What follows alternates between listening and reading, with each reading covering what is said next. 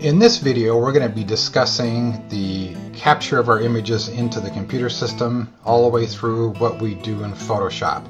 This is not a Photoshop course. We're not going to get into a deep dive in Photoshop, but I will give you a general idea of what we do. But to start with, we need to get the images off of the CF cards from the cameras into our main computer system. I use an application. It is a Macintosh application. This is a Mac Pro that we're showing you here as our desktop post-processing computer. I use the application called Photo Mechanic. I like it for two basic reasons. One, it's fairly inexpensive, and the main reason, it's very fast.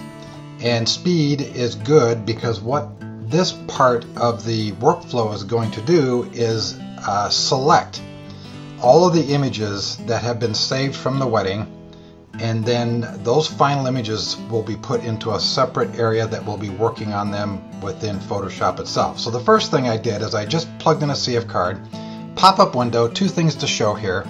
One is that the primary disk that I'm going to be storing on the Macintosh computer is what's called a RAID array. All that means is that right from the beginning we're copying these files to duplicate multiple disk drives. This is our first phase of making sure that we have backups. We back up again, and then we back up on that. Won't get into details, but just to start with, to show you that goes to a RAID disk array. The second thing I want to show you with this pop-up window that reads the CF cards is that we do a naming convention that really works for us over time. It starts with the customer number, really nothing to do with this video, but it's an internal number for us that ties this client back to their information folder and information sheets and everything, and is used internally for us. The name of the client itself is in the file name. What it is, it's a wedding, because we do other things besides weddings, and the actual date that this event took place.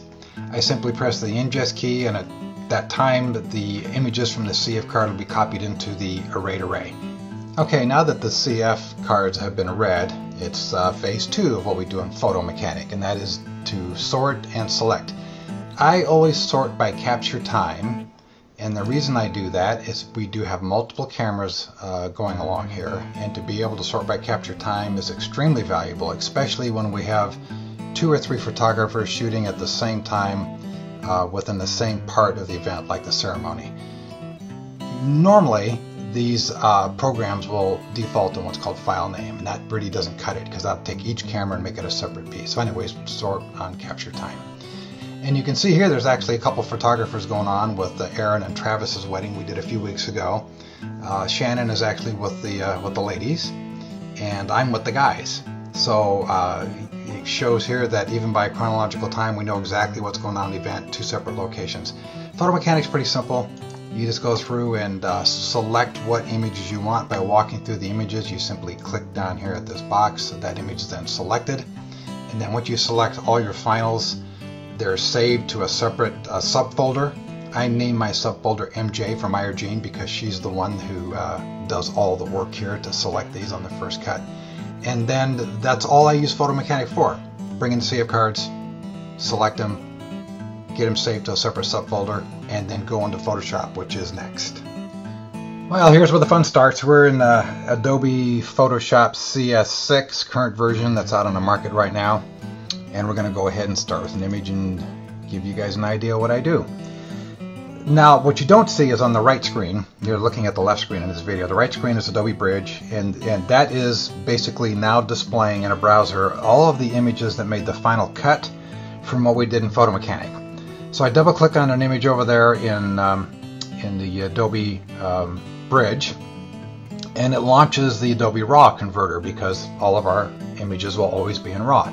I like the new Adobe RAW converter because it actually has some new capabilities and some new areas that is good for the wedding photographer. For one thing, they've split the old fill capability by adjusting both the highlights and the shadows separately, and I like that because most of our brides wear white, not all, but most, and what the adjustment on the highlights allows me to do is add more detail to the areas that are really bright and white with a lot of sun or a lot of very bright lighting capability. And if you look at this bride here, Brianna, I can actually back off the highlights, and you'll notice that the details start coming out much more prominent on this bride's dress. Now, I don't want to overdo it because if you do it too much, the whites tend to get a real dull look, but right now I think I just back it out to about there.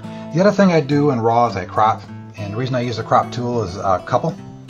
One is that I'm not concerned about ratios like 4:6, 5:7, 8:10. Both our proof books and our Italian-made wedding albums do not rely on any type of fixed format. So I got the freedom to crop this image to whatever I think the composition is going to look right. And so I'm not forced to do any type of standard print ratio. So I'm going to crop this up to where I like it, where I think the image fits well in the frame, and I'm going to go ahead and hit the crop there. And of course I'm going to do all my adjusting for my exposure. Nothing new here. You can lighten and darken the exposure levels and contrast and so forth.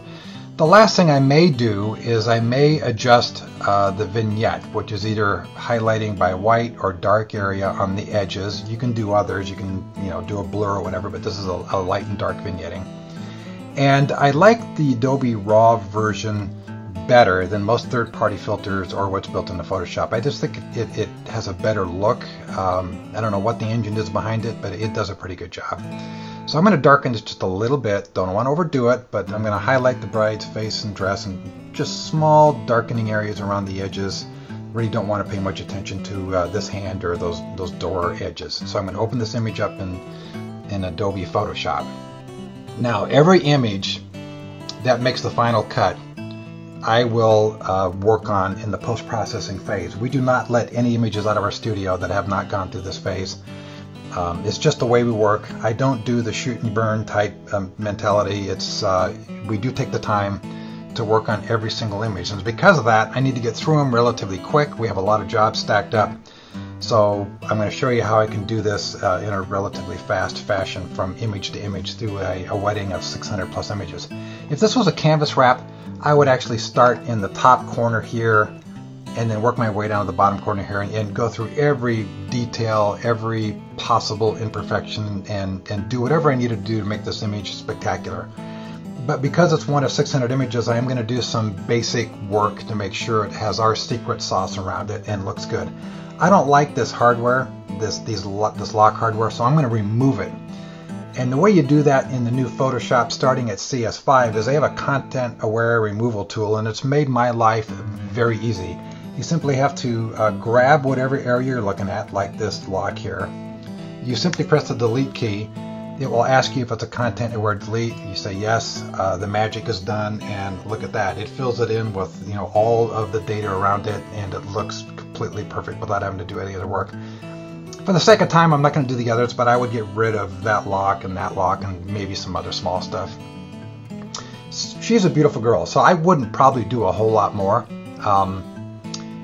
But I do have a series of built-in actions that I would like to focus on to show you that I can take this image to the next level if I wish.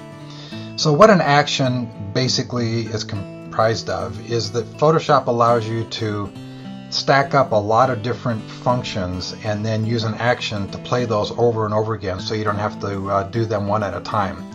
And I've taken these actions and actually tied them into built-in filtering and application tools from On1 software here and Nik software here. I build quite a few of them. I have about 20 of them for weddings. I'm showing about 10 or 11 of them here. One of them I call Fixer, and it actually launches 3 different external filters and does a lot of work on this image, but it does it very finely. It doesn't really put a heavy-handed approach to it. So I'm going to go ahead and do the Fixer and let it go. And you'll see that it launched and it's done. That is blazingly fast, and you really need it to be fast because these filters can take a long time. This is a very powerful Mac Pro computer. It's maxed out with processors and memory and everything else. So what that filter did is it smoothed the skin out slightly. It brightened the eyes very, very subtle. It brought some punch out with the color in the background. It increased contrast in the shadow areas. It did some other stuff, and it's basically what we would call our magic sauce for what I'd want to do around most of our images. I would probably do one other thing. I'd sharpen this image, and I have a built-in filter to do that. But there's a few things here that I would also do on this. I'd probably clean up some stray hairs and a few other things, but I'm not going to do that for this demo, just to give you a basic idea of what we do with these wedding photos. I actually have a save function that will save this into yet another folder and then bring in the next image for me in Adobe RAW to work through this entire wedding from top to bottom chronologically, just like we had laid out in Photo Mechanic. So that's it. In summary, Photo Mechanic does the CF loads, does the selection. Photoshop does all the work that I want to do about making these images pop and put something special on them that has our studio name. And I hope you enjoyed it, and thank you very much.